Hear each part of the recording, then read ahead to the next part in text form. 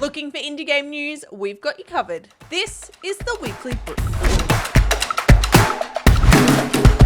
We've seen another major hit to the gaming industry with Sumo Digital announcing that they will be reducing their staff by 15%. They said in a statement that this decision is to ensure the security of the business going forward. As part of this reduction, Timber Games, based in Canada, will be closing down completely, with an estimated 270-ish staff overall losing their positions.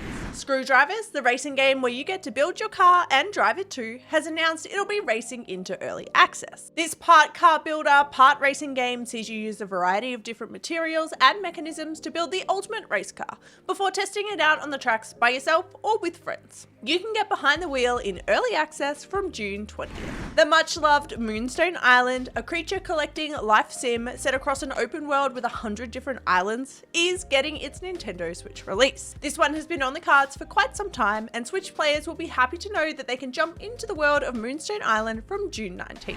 Spirittea has launched a new update, the Hook, Line and Sinker update. Players will be happy to know that this update introduces a brand new fishing minigame, which replaces the highly confusing old minigame and introduces new casting and reeling functionality. Alongside this, the update features a slew of quality of life and bug fixes, including a streamer mode, more brightness settings for night, and so much more. Valheim has finally made its way to Mac. Mac players will be happy to know that they can now play the game, and it has full crossplay with other platforms too. The game will continue to receive early access updates to all platforms as it progresses through development. Loddlenaut has announced its first major update, the Loddlepedia update. If you couldn't already tell by the name of the update, this update focuses on introducing a Loddlepedia for you to track all the Loddle evolutions you've met and shows you how many more you can discover.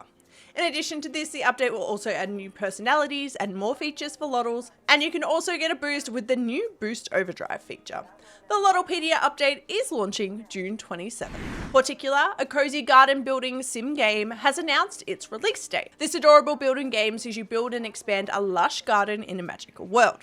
You'll attract cute animals, discover upgrades, and assist some interesting characters along the way whilst managing the decay and corruption sent by your nemesis. The full release of Horticular is coming July 11th. Yet another gaming studio has announced it's closing down. Galvanic Games, the studio behind Wizard with a Gun, has announced that they are closing. They've stated that unfortunately game sales were just not quite enough to sustain the studio, and they've got no other option than to close down in what is yet another blow to the indie gaming industry. Newstower, the newspaper tycoon game where you get to become the editor of a newspaper in New York City, has just launched its first major update, the Age of Photography. The update sees the introduction of photographers, cartographers, and illustrators, giving you the ability to publish photos in your newspaper spreads. In addition to this, we're getting an extra year of gameplay and a reader's perception system that will help shape your newspaper's identity. The update is live now, and the game is currently 20% off until June 20th.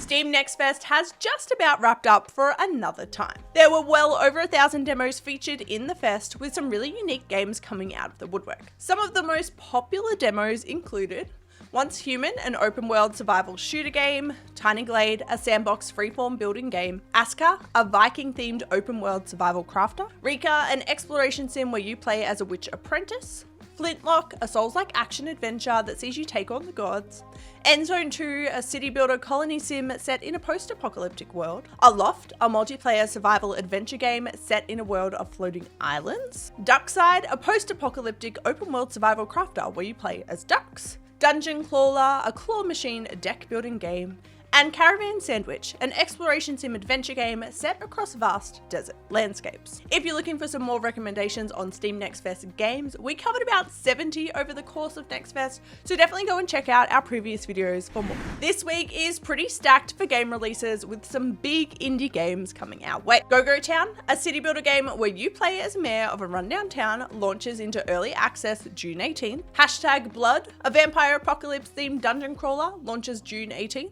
Still Wakes the Deep, an immersive first-person horror game set on an offshore oil rig, is launching June 18th. Push the Cat with WASD, a puzzle game that plays on words to solve a mystery of a cat, launches June 18th. Republic of Pirates, a pirate-themed colony sim set in the Caribbean, launches June 19th. Into the Emberlands, a cozy exploration game with a roguelike twist, heads to early access June 19th. First Dwarf, an action RPG where you play as a dwarf surviving an open fantasy world, heads to early access June 19th. Arik and the Ruined Kingdom, a puzzle game that sees you embark on an epic adventure to save your lands and your family, releases June 20th. Crab God, an atmospheric strategy game where you must protect the next crab god and nurture your crabling colony, launches June 20th. Tavern Talk, a cozy visual novel set in a D&D inspired world, releases June 20th. Chromatic Memories, a visual novel where you play as a painter of memories, launches June 20th. And Dystopica, a cyberpunk themed sandbox city builder, which is heading into early access June 21st. That is a wrap on this week's brew. Remember to subscribe to the channel for more indie game news,